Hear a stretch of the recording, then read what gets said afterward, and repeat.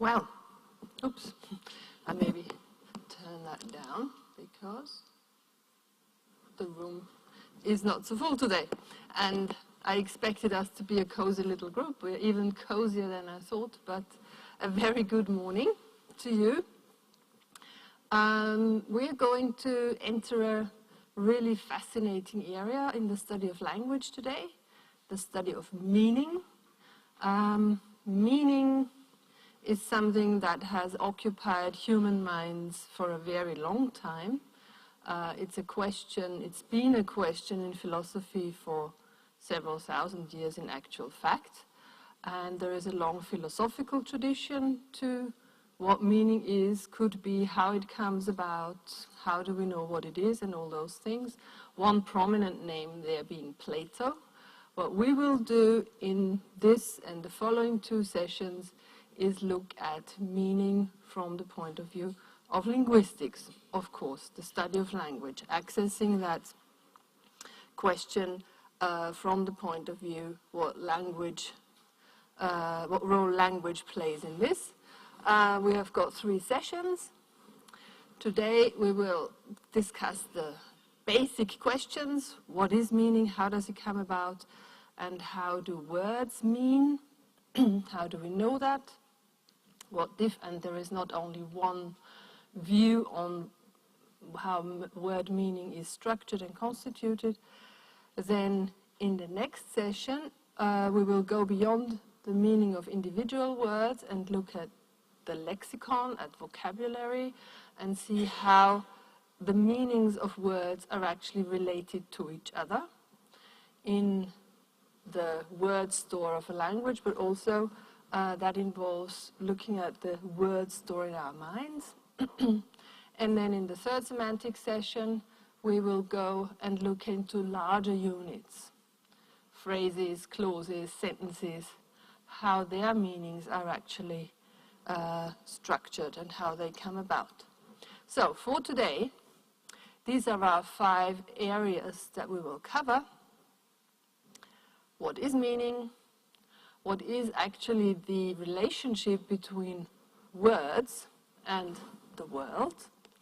Because as we know, as you have already also studied in Introduction 1, language is actually one main source for us to interact with the world, with other people, but also actually with the physical world as such, because language gives us prefabricated ideas, concepts, words, with which to structure the world, which is not necessarily pre-structured in any way at all. Then we will look more closely at dimensions of word meaning, and we will discuss 2 main theories about word meaning, very different theories, both of which have, as all theories do, their strengths. They're good at explaining some things, but also weaknesses. They're not good at explaining some other things. And then we will look at different instances of multiple meanings of words. Up until point 5, we will, by and large, well, not really, but by and large, we will assume that a word has one meaning, but of course, that is not the case. So we will be looking at different ways of how words can mean several different things. Okay, now you have just come out of studying morphology, studying the smallest meaningful units of language, so sub-word units that are meaningful, morphemes, but also the shape and internal structure of words. And you learned the definition of the word as the smallest independent unit of language, grammatically independent unit of language, which is a sign. Yeah?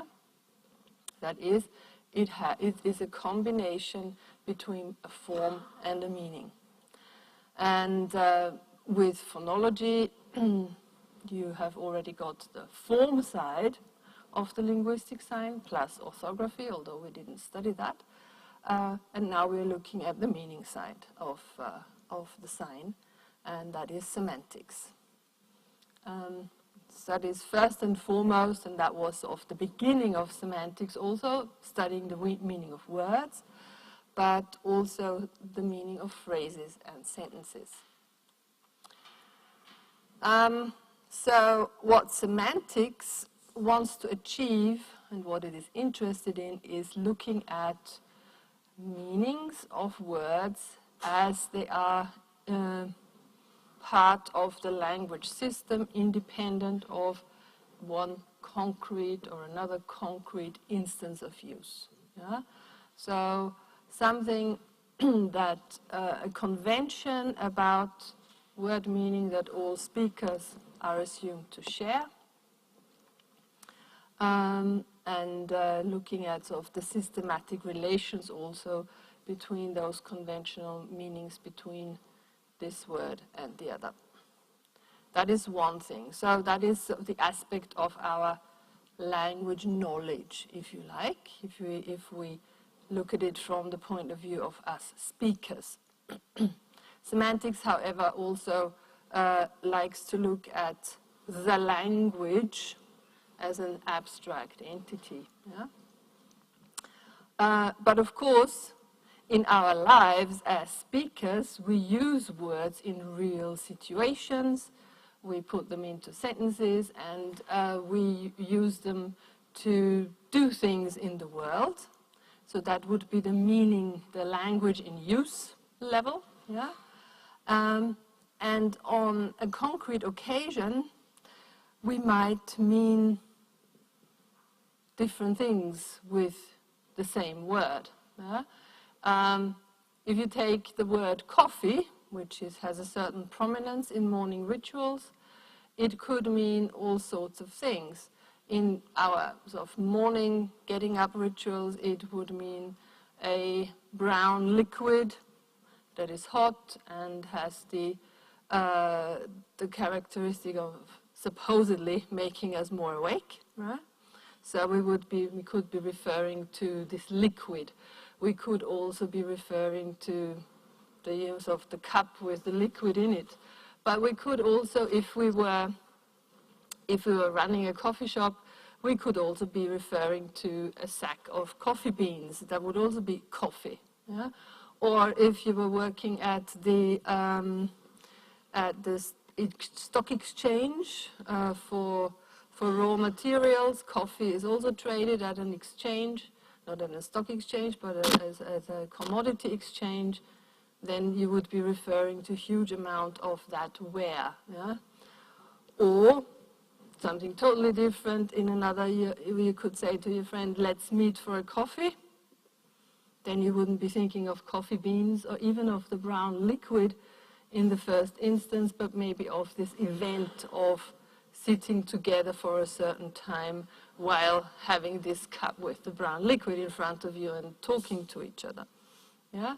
So the sign coffee and the word coffee in the conventional sense encompasses all these meanings, but in a concrete situation, and that would then be the area of pragmatics, in a concrete situation, one particular meaning is activated. Pragmatics, you have already studied. Okay. Another meaning that gets activated in concrete situations is, of course, irony. Yeah? If you say great, yeah? This is a great idea without any context. The conventional meaning of great as important, appealing, blah, blah, blah, is activated. But of course, in a concrete situation, you could also be saying, oh, this is a great idea, meaning the total opposite, yeah? Or a stupid idea. Yeah? So we've got two areas of linguistics dealing with meaning, but behind that is sort of the fundamental question, what is meaning actually? And we'll enter this question with an extract from a famous children's book, through the looking glass. Well, we've seen that this is an old edition of, with Humpty Dumpty sitting on a wall. And he's talking to Alice. And what he says there, and we'll have a closer look at it, he actually turns our conventional understanding of meaning on its head. So Humpty Dumpty says, "There's glory for you." "I don't know what you mean by glory," Alice said. Humpty Dumpty smiled contemptuously. "Of course you don't, till I tell you. I meant there's a nice knockdown argument for you." "But glory doesn't mean a nice knockdown argument," Alice objected. "When I use a word," Humpty Dumpty said in a rather scornful tone, "it means just what I choose it to mean, neither more nor less." "The question is," said Alice, "whether you can make words mean so many different things." "The question is," said Humpty Dumpty, "which is to be master? That's all." Yeah? So obviously Humpty Dumpty thinks he can determine what a word means. And so this assumption of his raises the question, can a speaker determine the meaning of a word, or does the meaning of a word exist independently of the speaker? So, and that is Alice's objection, really. If everybody determined the meaning of the words they use, that would totally defy the object of language, namely to have a mutually agreed upon convention about which signs stand for which meanings, and then you could not, communication would be impossible. Yes? The basis of language is, of course, that there are conventionally agreed upon signs with conventionally agreed upon meanings. At the same time, however, we do use words creatively. We do not always stick 100% to the conventionally agreed upon meanings, and we may give new twists to the meanings of words, which maybe then become part of the convention. So the meaning of words is a dynamic historical process, but at a given time, sort of by and large, the greatest part of the meaning of words is conventionally agreed upon. There always being, however, this tension between convention and creativity. So one basic point that we want to remember is that word meaning is conventional. But you remember, of course, also that we said at an earlier point in our lecture series that actually linguistic signs are arbitrary. Yeah? So there's a contradiction there, you could say. Yeah? Because there is, of course, evidence for the fact that linguistic signs are arbitrary. Just to rehearse some of the arguments here. Clearly, different languages use different signs, different sound combinations for the same meaning. For instance, for referring to this animal, this domestic animal. In English we say dog, in German we say Hund, in Spanish we say perro, yeah, and so on and so forth. Another piece of evidence for this arbitrariness of the connection between what sound sequence there is and what it refers to is the fact that the pronunciation of words can change, but the meaning stays constant. If you take the number word two, which we can trace back to Indo-European, the common ancestor language of most, not all European languages, where you have got the abbreviation here for Proto-Indo-European, and it's been reconstructed that it probably was something like Duwo. Yeah? This little star here means that a form has been reconstructed. There is no piece of writing anywhere or even some inscription in a stone that would show us this form. But by comparing lots of languages, it's been reconstructed. And from this language that had the word duo for the number 2, we've got daughter languages that say tu, zwei, twee, deux, due. Duo is actually wrong. Due, yeah? And so on, several other languages. But the meaning has remained constant. So there is nothing in the sign that makes it sort of necessarily refer to one particular referent.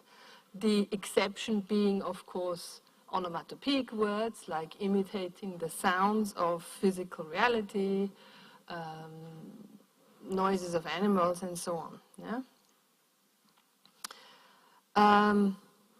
But of course, on the other hand, once this arbitrary sequence of sounds has been chosen to mean something, then this convention has been established, and then the connection has become conventional. There is not anything logically necessary for this linkage in the first place, but once the linkage is there, it's a convention of this particular language that such and such a sound sequence will refer to such and such a thing, will have such and such a meaning. But we're still not really at the core of the question, what is meaning? Yeah? We're going to sort of encircle it and sort of try to home in from different perspectives. Now, if we look at the word woman, there are certain elements, core elements, that you have got in the darker blue that describe the meaning of woman.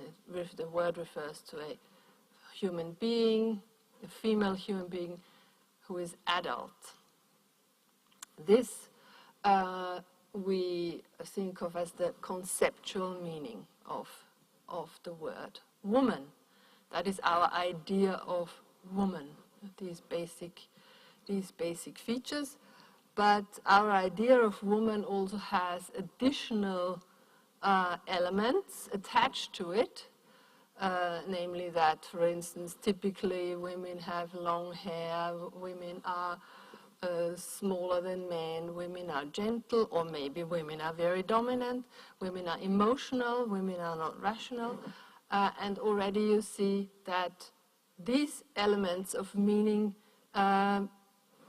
depend on our experience in the world, our encyclopedic knowledge, what we know about the world, and they're not only dependent on our individual experience in the world, but they're also dependent on cultural traditions, sort of settled, experience as opposed collective experiences. So this second element in word meanings, the associative meaning or the connotational meaning, is very strongly culturally dependent. So culturally determined, but the associative meanings also include differences in style and register. Yeah? So if we take home as our base word, yeah, home can have different associations for us, and then the language sometimes adds to its repertoire separate words that particularly encapsulate those associative meanings. Yeah?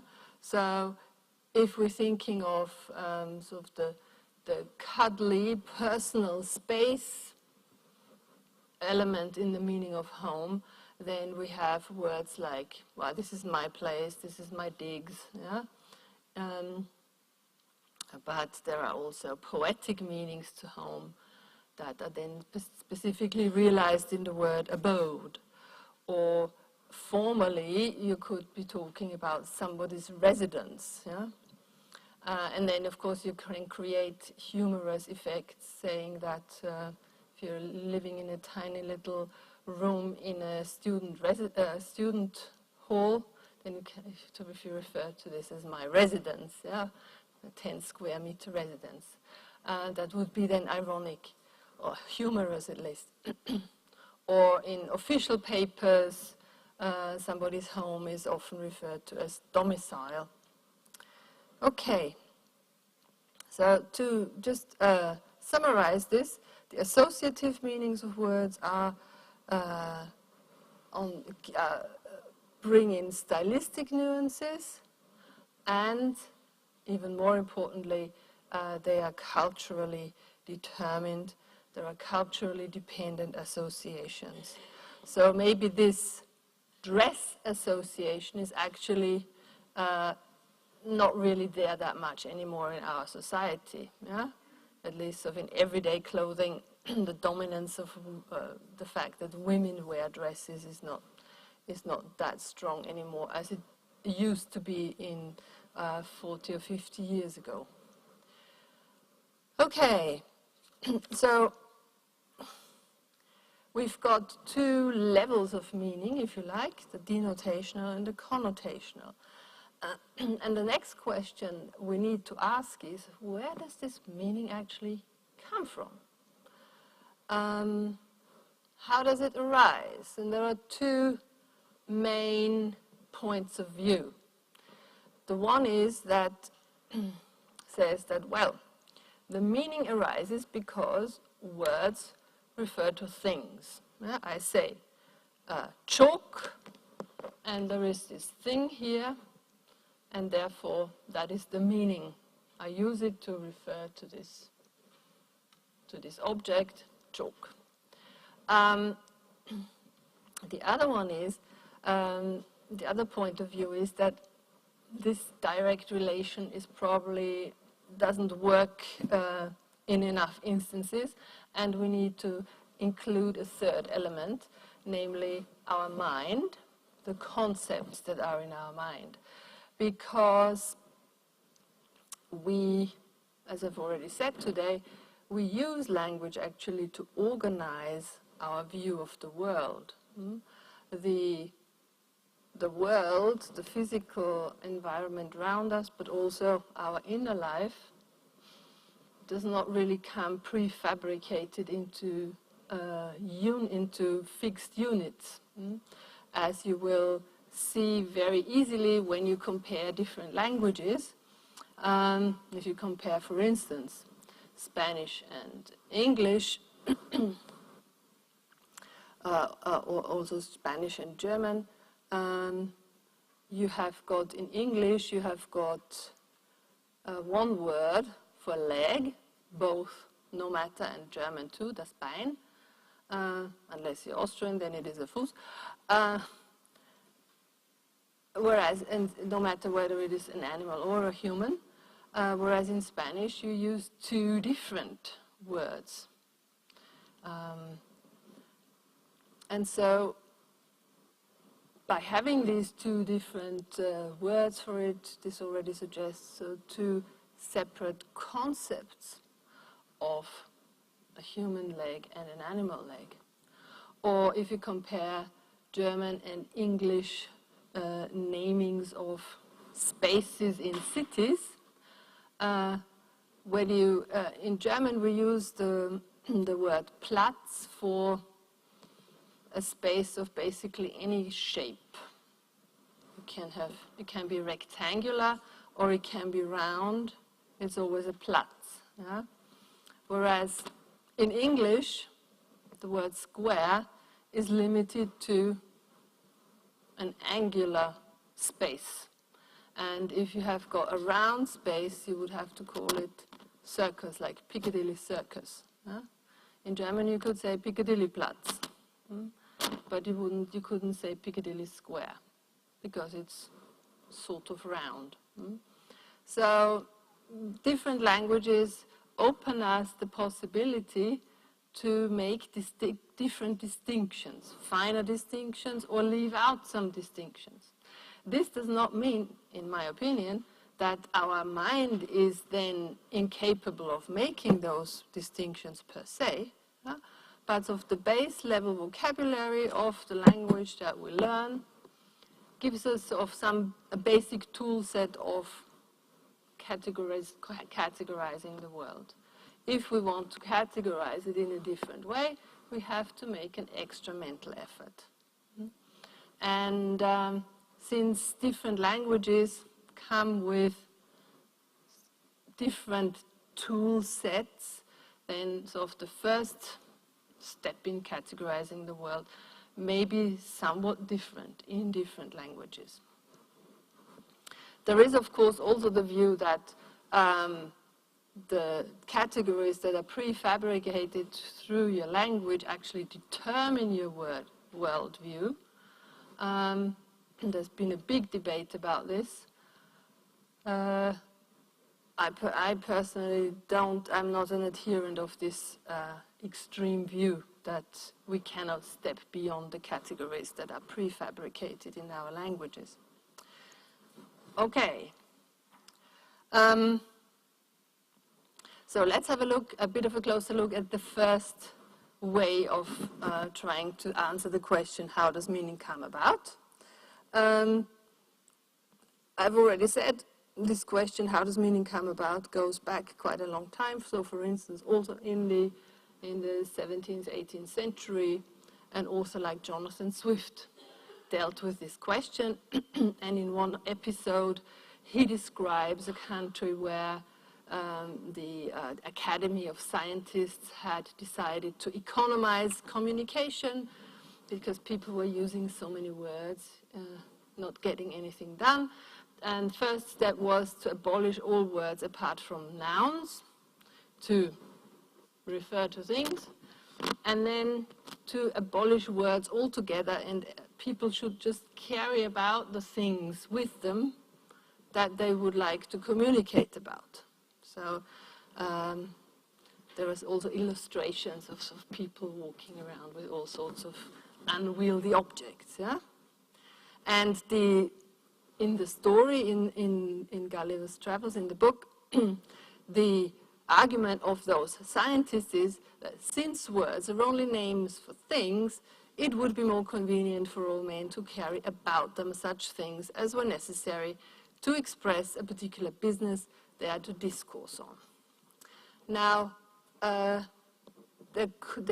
is an advantage, there could be an advantage to doing that. I mean, it's of course a silly, ridiculous idea, but there could be an advantage. Can you think of a possible advantage of doing that?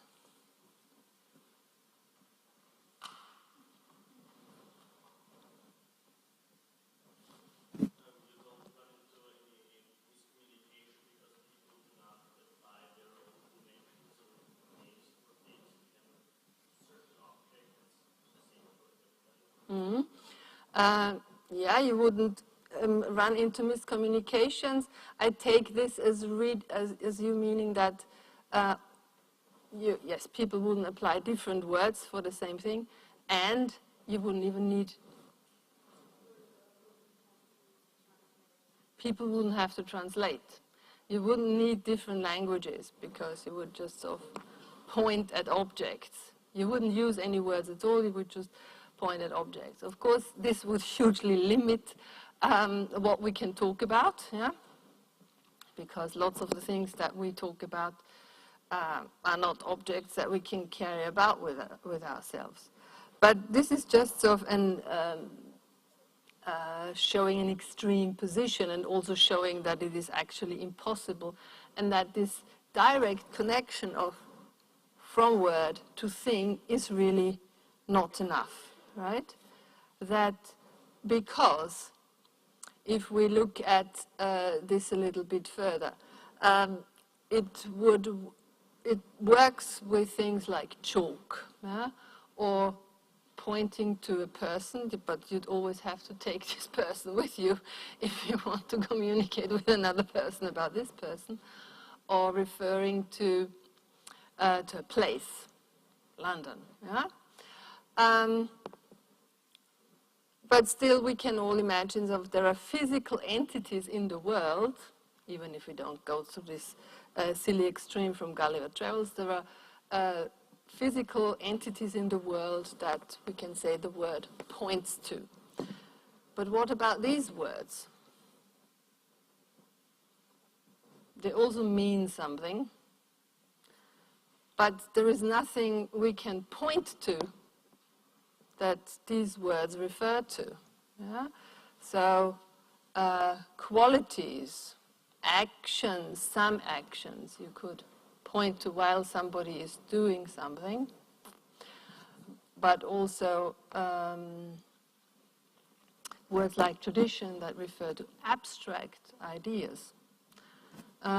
These are not things that you cannot point to tradition, to the concept of tradition. And third, words can actually have meanings or point to things that don't exist even. Yeah? That is the beautiful thing about human language, which distinguishes it. That's one of the things that has not been disproven so far. One of the things that still distinguishes it from all sorts of animal communication. Humans can talk about things that are not real. Yeah? Okay, but still, of course, these words are not meaningless. Yeah. So this approach, words have a direct connection to the things that they refer to, is not sufficient. Yeah? That is too simple. The reality about word meaning is more complex than that. And the alternative route would be to include a third element into our notion of word meaning, and that is including our mind, yeah? The involvement of our mind in the creation of word meaning. And one, probably the most succinct and also most famous representation of this idea that words and things are actually connected via our thought, via our content of mind, was created by Ogden and Richards in a book they published in 1923, The Meaning of Meaning, where they say there is no direct connection between the symbol, the sign, the string of sounds, yeah, and the referent, but that it always has to make a, well, not even a detour, this is not a good word for me to use here. Our thought, the concepts in our minds, are always implicated. And the advantage which this has is that, of course, our thoughts can also be of abstract things, and they can also be about things that don't really exist, like Snow White, yeah? Or fairies. And another advantage of taking this view of meaning is that we can, if we adopt this, it explains why we can disagree about our view of the world. Because our concept that we have about the particular referent, be it abstract or concrete, may be different.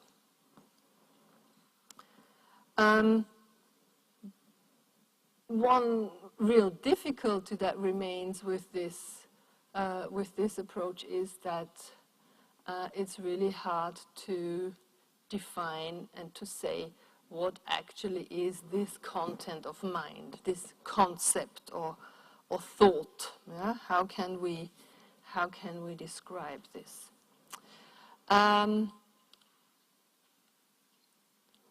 This is just a little addition. So this representation here is called the semiotic triangle. Remember, semiotics, the study of meaning as such. And Ogden and Richards' representation holds good for all kinds of signs, yeah? Not only linguistic signs, also others, but we are interested here in words as linguistic signs. So, how do we try and get a grip on this notion of the concept and this relation between the symbol, the string of sounds, and the thought, the concept? Let's try and play this through with chair, with the word chair. Mm-hmm. Can we try and explain the meaning of chair to someone who has never seen one?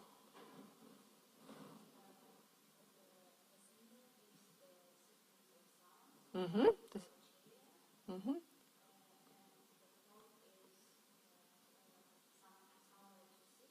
Mm-hmm. Exactly. You can. So have you? I'll be just your megaphone. Yeah. She said that we've got the sign, the sequence of sounds, chair, and the meaning would be somewhere to sit, a function, the function of this thing. Exactly, that would be one possible way to do it. Mm-hmm. So then here we would have several possible reference. These individual movable ones, and then 450 more of these folding chairs that you are sitting on. Yeah? And that's already an interesting notion here. We've got a concept of chair, and in here we've got different sets of reference. I mean, only two. We've got these things here. Mm-hmm. So that's, yeah. But we have also got the seats that you are sitting on, and yeah, we could refer to them as chairs. So two possible sets of reference.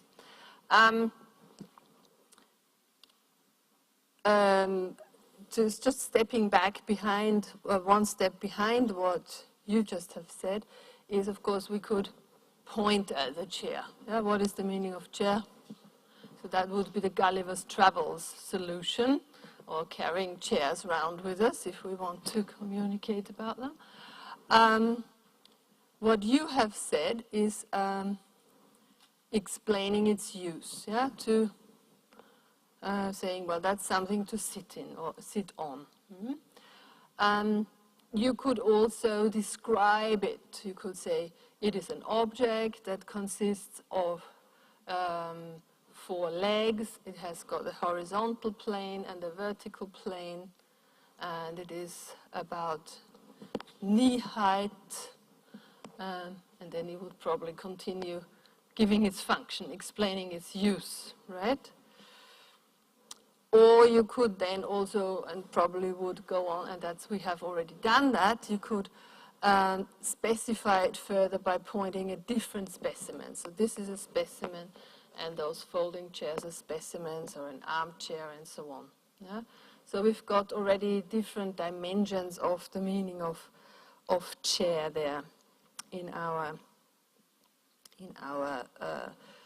description of the meaning of chair. There's been long debates in linguistics, also in philosophy, about which of these is the exhaustive, the explanation of meaning. I think now both linguists and philosophers have by and large come to the conclusion that we won't come to a unique solution. Yeah? All these are all these different dimensions contribute to word meaning. Ludwig Wittgenstein, for instance, said that you just get into a mental cramp if you try to grasp meaning as something like an object, yeah? But in its own right, because it just is not possible.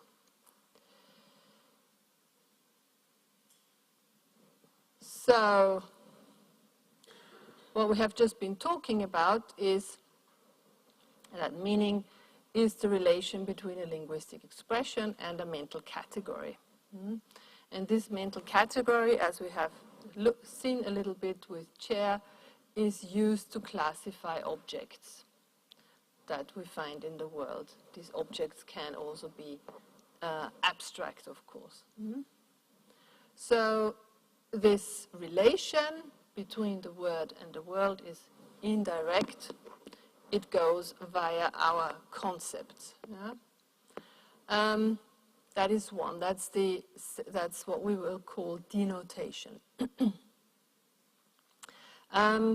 But another element that we need to get a more exhaustive idea of meaning of words is that of individual words is that their meaning is also dependent on the company that they keep, other words in their vicinity, both in terms of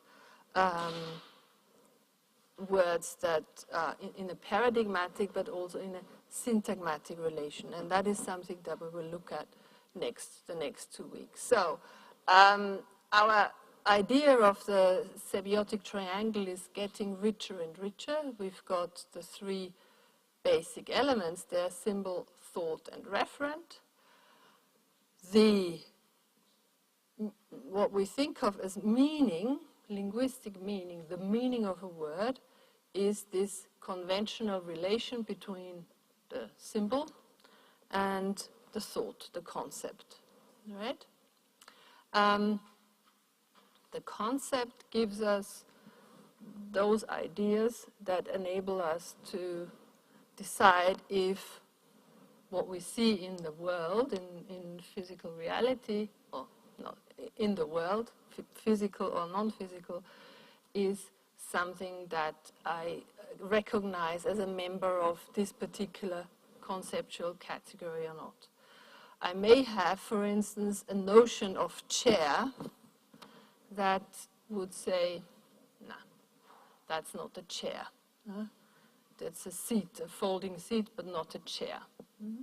So the concept is what gives us the criteria for categorizing the world. And that is the denotation of our word. The denotation gives us those criteria that tell us, okay, all these different entities in the world can be referred to with this particular word.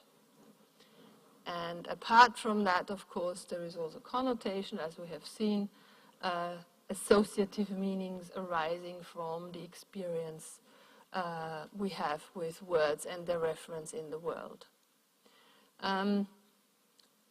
So we will carry on talking about these two sides of the triangle today.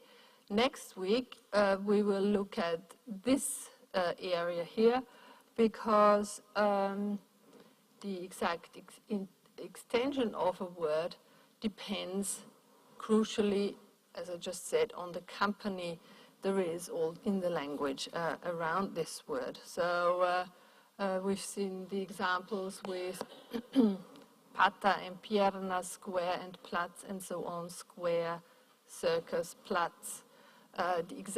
The meaning of square as such is also co-determined by the fact that there is another word that is circus, and so on. So, denotation then is the set of the entities, abstract or concrete, that a word can refer to, the set of its potential reference. And connotations are the qualities and associative meanings associated with these reference from our personal experience, but also, of course, from our cultural tradition. And the sense of a word is how we can then describe these references in terms of defining them. One more example. exemplifying the semiotic triangle. We have got the sign, the string of sounds cow, and the string of letters here. So that is our symbol. In our mind, this evokes the notion of cow. There's always a problem, how do we then represent it? Because this is something abstract in our mind. And that is the meaning. This connection between cow and our idea of cow, that is the meaning. And based on our idea, we look around in the world and we see animals in this case and decide that, well, this animal belongs to this category and that other animal doesn't. And you can see these categories in the making when you observe young children acquiring their first language. Because, for instance, if your child has been looking at picture books with whatever, a favorite picture book with cows, the child may have constructed a concept of, okay, this is a big animal with 4 legs. And then when they see an elephant or a dog, they may also call it cow. Actually, usually, often it's the other way around. Dogs are very prominent, and then the child sees a cow and says, dog. Yeah? Or even calls a mouse dog, and so on. I can see from your faces that you haven't any contact with young children of that age. That is a totally common event. Or that young children refer to every male, adult male, as papa for some time. Yeah? And then they learn to refine their concept and thus change the denotation of the word papa. In this case, the set of reference is exactly 1. Yeah? But that is an extreme case, of course. Okay, but staying with our cows. So we've got different kinds of cows. You know, in different parts of the world, cows look different. But they can all be, they're all referred to by the word cow via our concept of cow, which encompasses all these different real cows and also the milker cow. The connotation, the associations we have with the reference is that they give milk, they also bred to give milk and also to give meat, that, well, the lucky ones get to eat their grass in meadows, in fields. But culturally speaking, yeah, in our culture, somehow cows, of the mental faculties of cows are not held in very high esteem, maybe unjustly so. In a Hindu society, that would probably be different. Huh? I don't know if maybe, but certainly cows have got this status as a holy animal. Yeah? And the reference then, the fact that our sound sequence points to a particular concrete animal, that is indirect via our conceptualization of cow. Yeah? And as I said, next week, next week we will have a look at the relations between sets of words that are related to cow. Okay. We're staying with denotation because that is still quite cloudy. Well, we've said, okay, it's the set of possible reference that that a word has. And we will now look at two different theories or models, how people have thought about how this this can actually be structured. How do we decide whether a certain object or notion, something from the real world, actually belongs to this category that's represented in our mind. And there are two basic approaches that I would like to talk to you about, namely semantic features, the idea that meanings are sort of atomic, and prototype theory, with the underlying notion that this totally opposite notion that concepts are not clear-cut but fuzzy. And the basic question behind both these approaches is, on what basis do we decide that an extralinguistic entity belongs to a certain category and can therefore be referred to by way of a particular word? Okay? So both these approaches try to characterize denotation.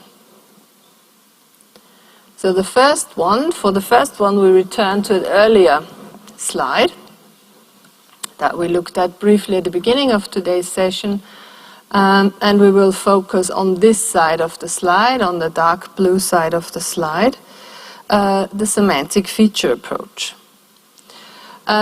This is sometimes also known as componential analysis. So the basic idea behind this approach is that you can take apart the meaning of words into a number of minimal meaning units, like meaning atoms that cannot be split any further. And then there is a set of those meaning atoms, semantic features, and you pick out a certain number, and when you combine them, you've got a particular word meaning, and then you combine some others, and you've got another word meaning. So in the case of woman, those three atoms would be human, female, and adult, or adult, female, human.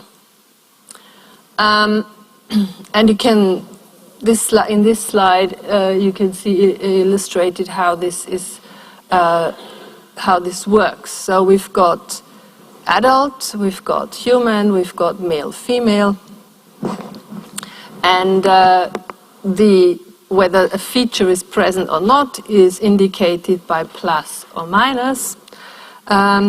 You may feel reminded of phonetic features, or in phonology, vowels plus high, minus high, voice, voiced, unvoiced, plus voiced, minus voiced, and so on. And that is actually exactly what this approach is trying to do. Yeah? So man and woman could be described with the same set of basic features, and they're distinguished only by one plus or minus against maleness, femaleness. Yeah? Boy and girl, same. Boy and man are distinguished by the plus minus adult, whereas boy and girl are distinguished, they both share the minus adult, but they're distinguished by minus female plus female. Yeah? So, advantages of this approach. You have a limited set of semantic features that you can use. You've got this kind of inventory, and you use it to describe all sorts of word meanings with this limited set of description tools. This approach is also quite good at showing semantic overlap. You can see that here. What these four words share is that they all denote humans. Or you can say, okay, these two words share that they denote female humans.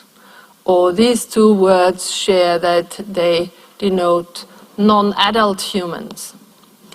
And you can also go beyond that. If you add aunt, you can say this is also an adult female human, and so on. So it allows us to group words into natural classes, if you like, much like we can also do with the sounds of language, right? And this is another representation of this. So the dots would represent the semantic features, and different combinations of semantic features would give us different words and their meanings. And you could then say, okay, and if this say is English, then there would be maybe another language that has a different word for just these two features here and these two features here. So the idea behind this is to make meaning also describable in the same fashion across different languages. That would be the last point here on the slide about the advantages of the semantic features approach. The attempt to really find universal basic components for word meaning. It's also been called semantic primitives. And the other advantages I have already mentioned. Explanation for meaning overlap, representing similarities and differences among semantically related words, and allowing parallelism between sound structure and meaning structure. But no theory is ever good at explaining everything really well. And so one problem with semantic features is that you soon run into difficulties finding really atomic features. Yeah, what worked nicely with boy, girl, man, and woman, and on the surface also works nicely with, for instance, distinguishing woman from cat and cow and bitch, a female dog, by introducing these different features. But what is feline? Yeah? So it becomes circular because feline is actually cat-like. So a cat is characterized by the atomic features of being cat-like. Yeah? There wouldn't be any other word where you can use it. So if you could say that these are actually pseudo features, just using some learned words to introduce actually very complex semantic constellation and pretending it is only a feature. So that is one problem with the semantic features approach. And another problem is that some elements of word meaning simply cannot be described with features. If you take the word bachelor, adult male human who is not married, or adult female human who is not married would be spinster.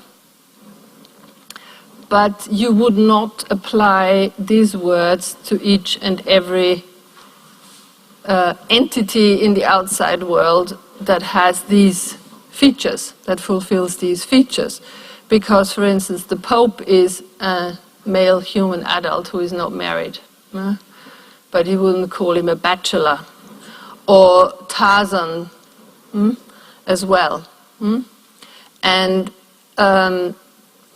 in our present-day society, certainly you wouldn't call every adult human, female human who is not married a spinster.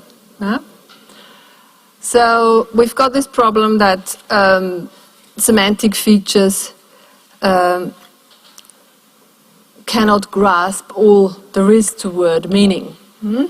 So here we've got a tabulation of the disadvantages of semantic features. Some features are not atomic, cannot grasp all there is to word meaning. Also the question, which features should actually be listed? For instance, with bovine or canine, if we wanted to take them apart, is four-legged. Is that a semantic primitive? So quite soon the approach runs into problems, even with concrete nouns, even more so with abstract nouns like advice or threat. Yeah? So semantic features go some way in describing the meaning of concrete nouns, but are really difficult to apply to abstract nouns. And I have already mentioned the circularity of the definition of certain features. Yeah? Canine means dog-like. What is a dog? A dog is canine, which would mean nothing else but that a dog is dog-like. Circular. Yeah? And another important problem, phenomenon, is that category membership is not absolute. It is actually gradient. You can be sort of partly the member of a category, or one word can be more of a category member than another word, but the second word is still part of the category. So that would not be possible with this plus minus. That's always an either or. Because, for instance, if we think of this talking about the gradients, and this insufficiency of looking at the world simply in plus minus terms, if you wanted to define the word rich, the denotation, so who can the word rich refer to? What is a set of possible reference? You could say, okay, everybody who owns more than 500,000 euros is rich. Well, in the strict plus minus sense, then everybody who owns 499,999 euros is not rich. The same way as somebody who owns 500 euros. That is not satisfactory. Yeah? So the membership in a category is gradient often. Yeah? It's not absolute, but gradient. And another example would be if we take the example tiger. Yeah? So we've got these features there. It's a big cat, lives in the jungle. It's striped. Obviously, it has 4 legs. Being a cat, it's carnivorous, has sharp teeth, and so on. And then you come across in a zoo maybe a 3-legged albino tiger. And by the semantic feature approach, of course, then that could not be a tiger. Hasn't got 4 legs, has no stripes. But still, really, we would still classify it as a tiger. Not a typical tiger, but still a tiger. Yeah? And this is where the notion of prototypes comes in. And this other approach to denotation, that is this other approach to how do we decide what reference we can apply a word to, how do we categorize the world, and that would be prototype theory. So a prototype then is the best example of a category. So now this other idea of categories is not a complete either or, but really central, really best example, or sort of less good examples, but still parts of the category. This is an idea that assumes that categories are not clear-cut, but fuzzy. Yeah? Fuzzy logic, fuzzy categories. It's something that comes from psychology, not from linguistics. Eleanor Roche, a pioneer in prototype theory, I'm not sure if she's still alive, was a psychologist. And what she did is she presented several hundred US university undergraduates with different tasks, like pictures of different birds, pictures of different containers, pictures of different items of clothing and furniture and so on, and ask them to sort them into what is a good example of this category and what is not. And the results that she got were really astonishingly uniform, especially in terms of what sort of were the best examples of a category and what were the least good examples of a category. The middle ground people were not so unanimous about. One representation of this with regard to the category bird, for instance, what turned out was that these American university students were agreed upon that the robin is the bird. The robin is the bird, whereas an ostrich is, or a penguin, I mean, they are birds, but they're not very birdy birds. Because, for instance, neither of them flies. And that peacocks and ducks are sort of less typical birds than sparrows.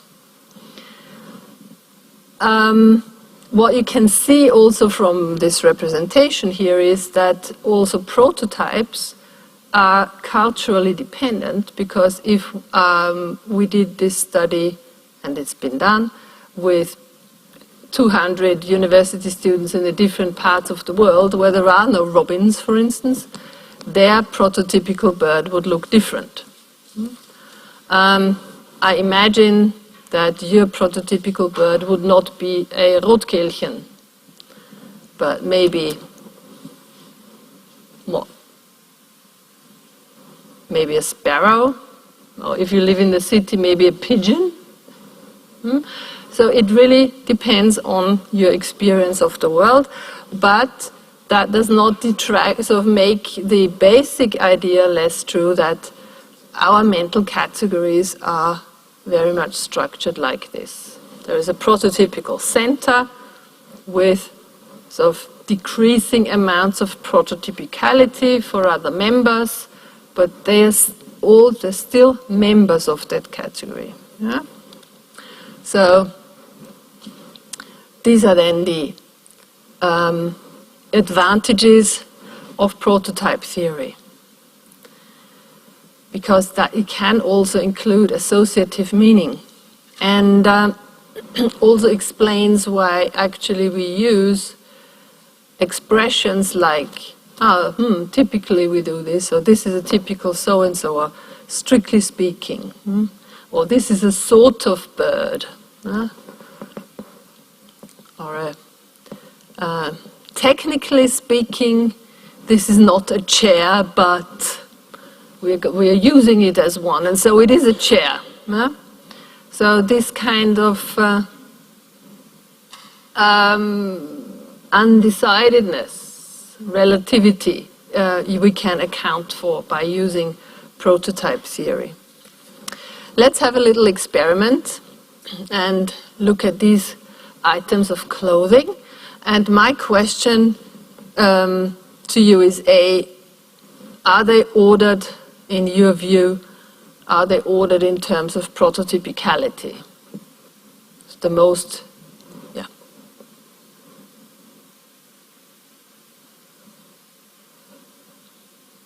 with the most typical clothing item on the top.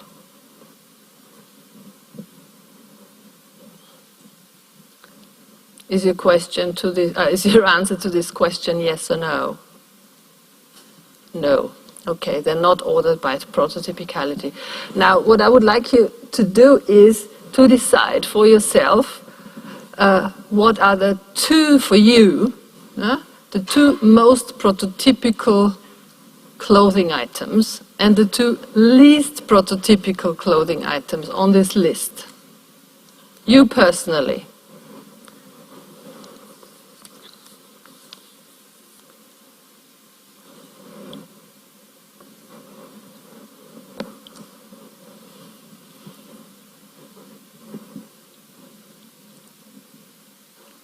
Have you made up your minds?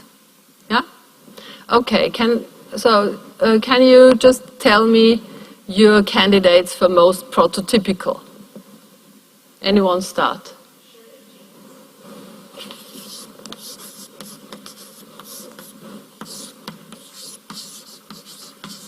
How many other people had shirt among their most prototypical ones? 1, 2, 3, 4, 5, 6, 7, 8, 9.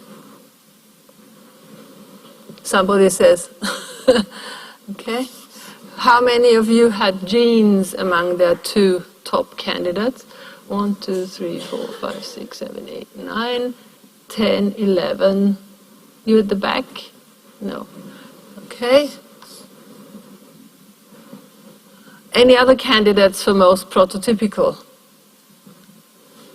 Shoes? Mm-hmm. Any other who? 1? Any more shoes?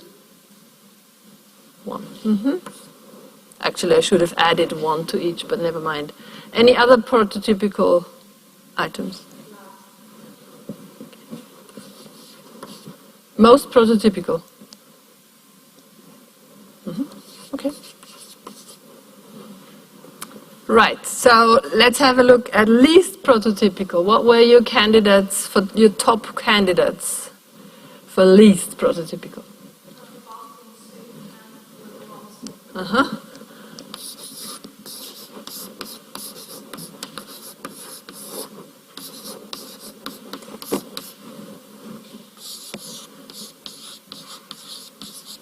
Anyone else who also chose bathing suit? 1, 2, 3, 4, 5, 6, 7, 8, 9, 10, 11, 12. You already counted. 13. Okay. Okay. Anyone else who chose gloves? 1, 2, 3, 4, 5, 6. Okay. Okay. Other non-typical? Scarf? Mm-hmm. Anyone else who chose scarf? 1, 2, 3, 4. Mm-hmm. And so on. So I don't want to draw this out. Yeah?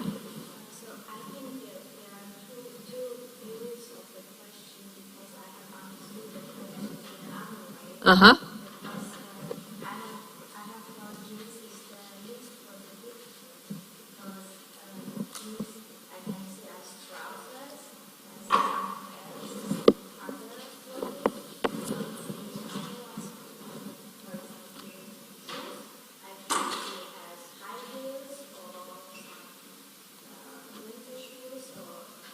Mm-hmm. I see what you mean. I see what you mean. Actually, then, in the if we had put trousers here, this colleague would also have chosen jeans. And actually, what's packaged into here is that, so for most people today, jeans are the most prototypical trousers. Yeah? Yeah? And in the book where I took this exercise from, apparently jeans is a more prominent word than trousers, and that's also culturally determined. But what I would, returning, thank you for making this nice, complicating statement, yeah?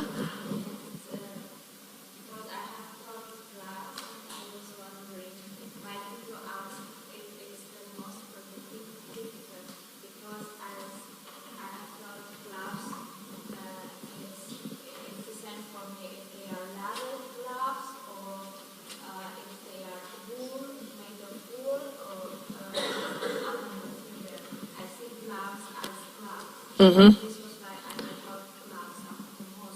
Okay, but you're also now thinking in terms of subcategories of those terms. But these are meant as base level categories of clothing items.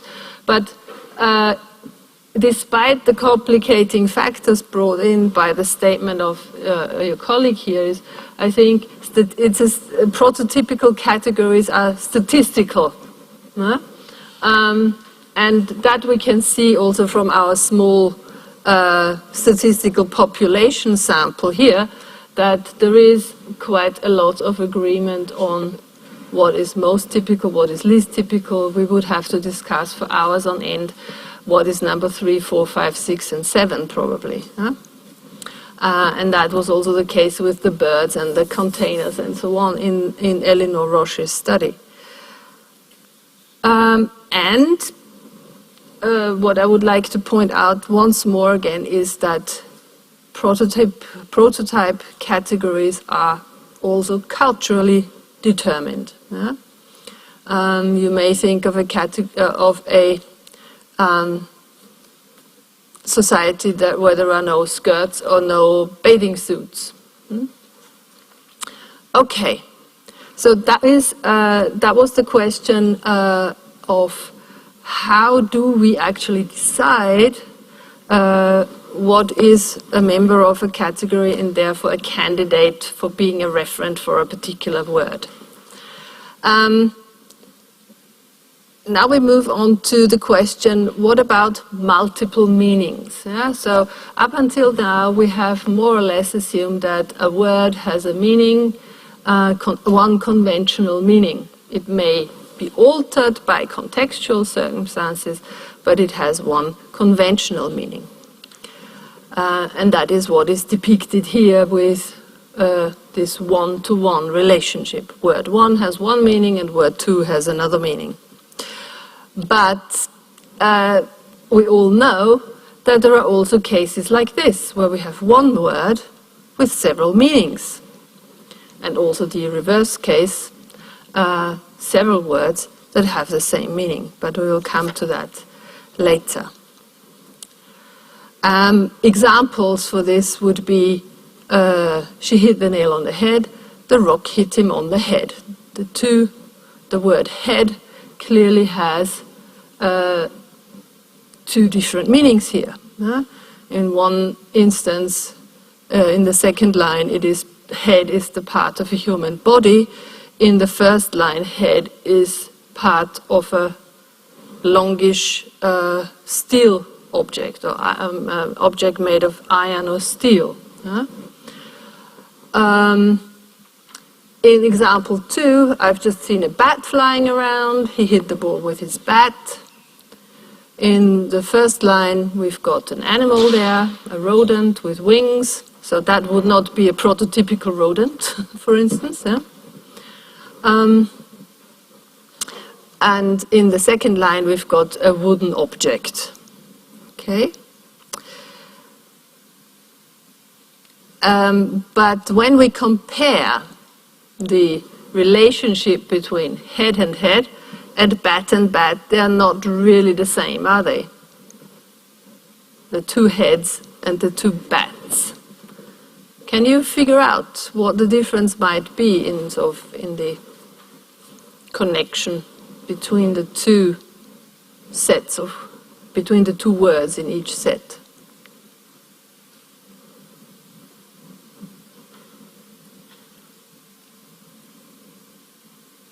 Any clever ideas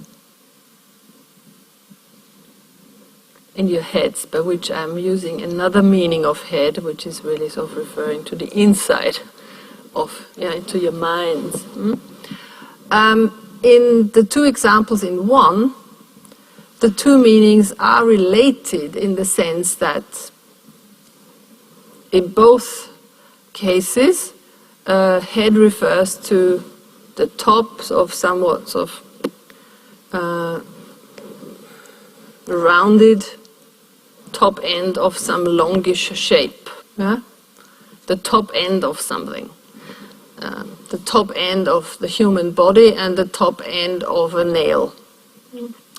Whereas in the two sentences in 2, we cannot come up with such a parallel or similarity. They're really totally apart, these two meanings. So the first example, the head example, is an example of polysemy. One word with several related meanings. So the basic meaning, the original meaning, being of a person, probably also the historically oldest meaning, but it can also be the top end of some object. It can be the top of an institution, the head of department, head of school, and so on. It can be the top end of a valley, head of the valley, and so on. So there's lots of different meanings, actually, more than just these three of the word head. Yeah? And to such a situation we refer to as polysemy. With bat, the situation is different.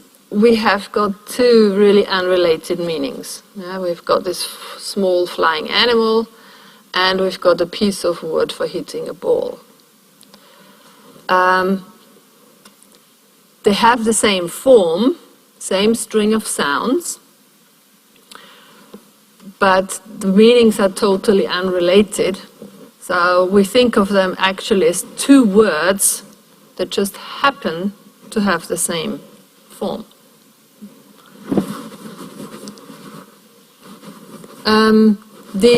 The two cases can even overlap, for instance, in the word ear. Yeah? Obviously, the first thing that we think of is this visible part of our organ of hearing, as in floppy ears. Yeah?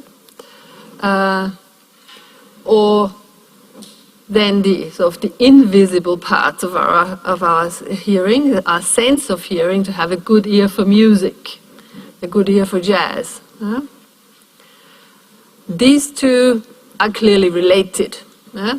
This would be the polysemy part of this of this list of meanings. So we've got ear has to do with hearing. One meaning is the visible part. The other is the sense of hearing. But the number three, of course, the top part of a cereal plant, such as wheat or rye or something, 3 ears of corn. Totally unrelated meaning, as in the case of bat. So we've got both. We've got polysemy there for those two meanings, but homonymy between ear 1, 2 versus ear 3.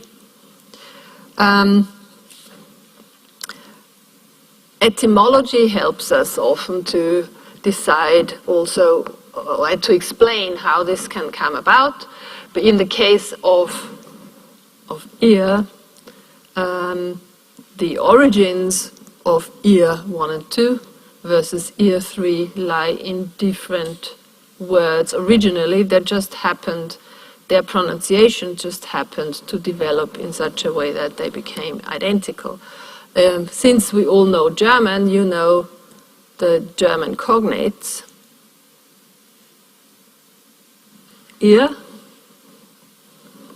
is Ohr, and the serial one is Ehre. Yeah?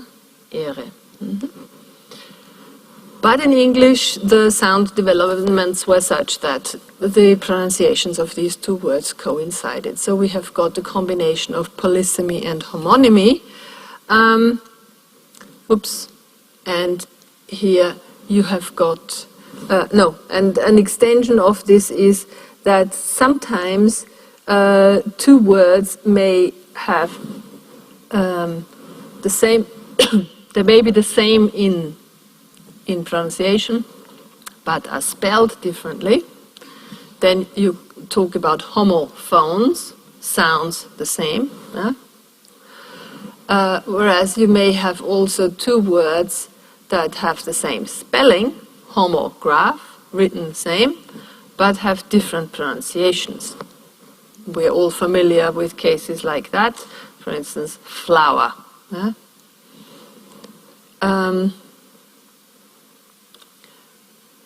So we've got flower, we've got dye, and here we've got cases of homophones. Can you think of the two different spellings of flower? Try to think of them.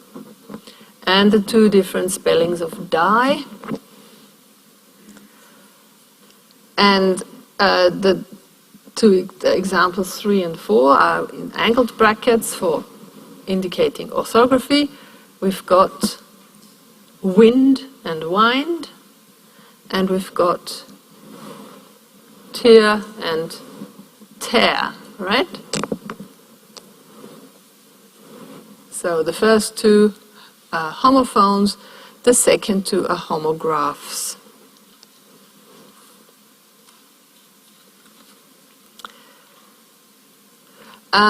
These are special cases then of homonymy.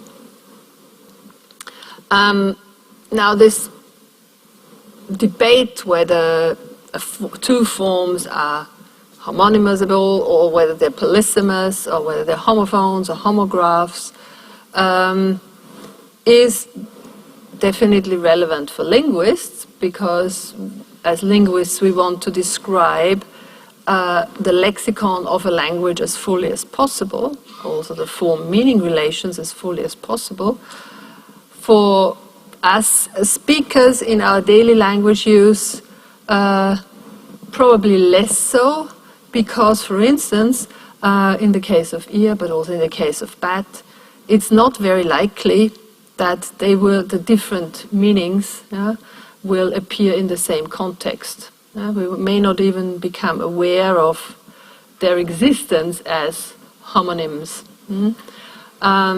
because it's not very likely that we are talking in the same speech, in the same utterance about bats and bats, for instance.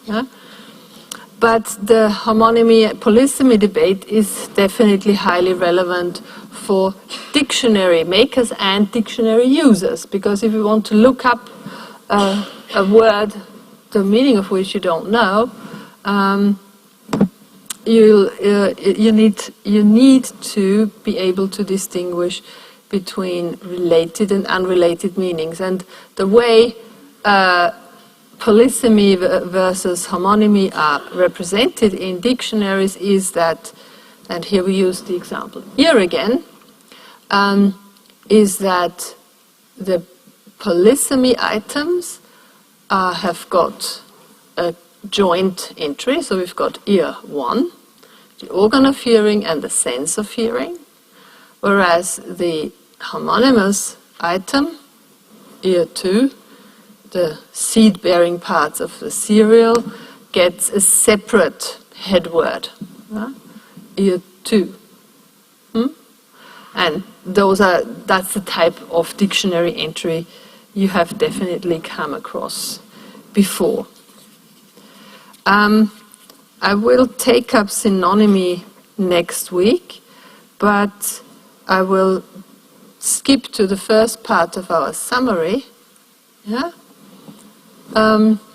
We said that the meaning of words is a matter of convention, that there are two components to the meaning of each word, namely the denotational conceptual meaning and the associative connotational meaning. That meaning is not the same as reference, so there is no direct connection between the symbol and the symbol and the referent, but the connection runs via our mind, via concepts. So meaning is linked to things, to reference via concepts, and that has been captured in the semiotic triangle. And the distinction between denotation and sense will become fully clear only once we have talked about sense relations also in the next session. So here is just another illustration of this assumption, and I think it is a good assumption and a useful one, that in fact, of course, both the word flower, the sound sequence, and the image is contained in our mind, and so is the concept. And our connection between this and this runs via the concept. So that is just our semiotic triangle without the triangle being being drawn there. Okay, and then we looked at two theories of word meaning: semantic features, componential analysis on the one hand, versus prototypes on the other. And this is it. A prototype approach is illustrated here with another study by Eleanor Roche, containers. Yeah? Where are the limitations between vases, cups, and bowls? And we have started talking about multiple meanings of words, about the notion of homonymy and polysemy, and synonymy we will take up at the beginning of the next session. I would like to remind you to read in advance on lexical relations, chapter 9, parts of chapter 9 in Yule's book, and all of chapter 5 again, the discussion of the constitution of meaning and the semiotic triangle in the Plage et al. Book is really extensive and very good. And it's good to have an alternative account to my oral account here in writing. So please do read chapter 5. Well, please do read all the chapters and chapter 5 as well. So thank you very much. Have a good holiday tomorrow, and I'll see you again on Monday next week.